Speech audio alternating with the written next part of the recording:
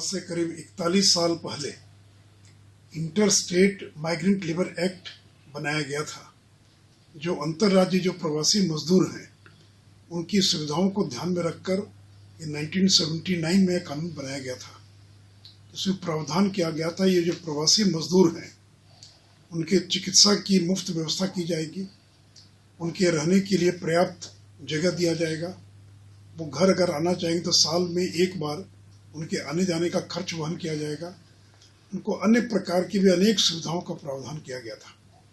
लेकिन 1979 में यह एक्ट बनने के बाद आज तक कभी प्रभावी तरीके से यह कानून लागू नहीं हो पाया।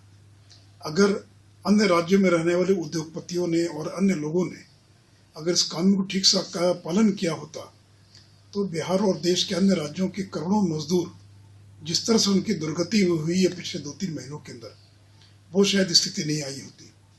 तो इसलिए मैं भारत सरकार से और सभी राज्यों से भी अपील करूंगा कि इंटर स्टेट माइग्रेंट एक्ट जो है 1979 का, इसके स्थान पर नए कानून को बनाए जाने की आवश्यकता है। और जो नया कानून बने उसके अंदर प्रत्येक जो प्रवासी मजदूर है उसका यूनिक आइडेंटिफिकेशन नंबर होना चाहिए। हर एक मजदूर को जिस तरह से वन नेशन वन कार्ड से जोड़ा जा रहा है उसी प्रकार उसका ईपीएफ यानी राज्य कर्मचारी बीमा जो ये ईपीएफ स्कीम है, प्रोविडेंट फंड, ईएसआईसी जो एम्प्लॉय स्टेट इंश्योरेंस कॉरपोरेशन है ताकि उसका इलाज वगैरह हो सके, लेबर सेस यानी जो कंस्ट्रक्शन वर्कर हैं उनका निबंधन अगर एक राज्य में हो गया तो देश के किसी भी राज्य में अगर वो जाते हैं तो वो निबंधन उनका बरकरार रहे।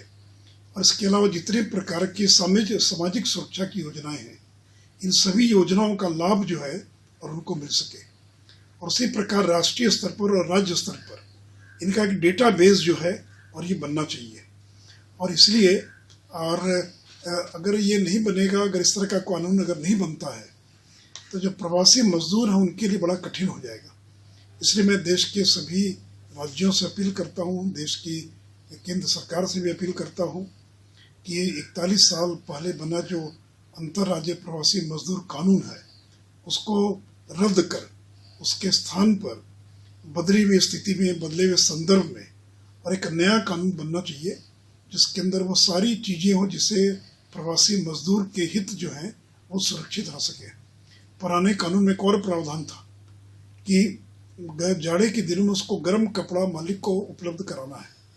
अगर कोई विवाद हो गया तो इंडस्ट्रीज डिस्प्यूट एक्ट के समान उस विवाद के वो न्यायालय में जा सकता है। लेकिन 79 के बाद ये कानून पूरी तरह से ठंडे बस्ते में डाल दिया गया। इसलिए मैं उम्मीद करता हूँ कि बदले हुए संदर्भ में जो प्रवासी मजदूर हैं इन्होंने ये दिखा दिया कि श्रम शक्ति जो है, मजदूरों की जो ताकत है और प्रवासी मजदूरों की ताकत है, उन्होंने अपनी ताकत का एहसास करा दिया है। और आज उसी का परिणाम है कि देश के अनेक राज्य जो औद्योगिक राज्य हैं आज वो परेशान है कि उनके पास लेबर नहीं है।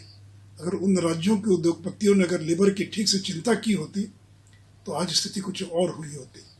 इसलिए inter state migrant labour act जो है इसको पुराने एक्ट को रद्द कर इसके स्थान पर नया कानून बनाए जाने की आवश्यकता है।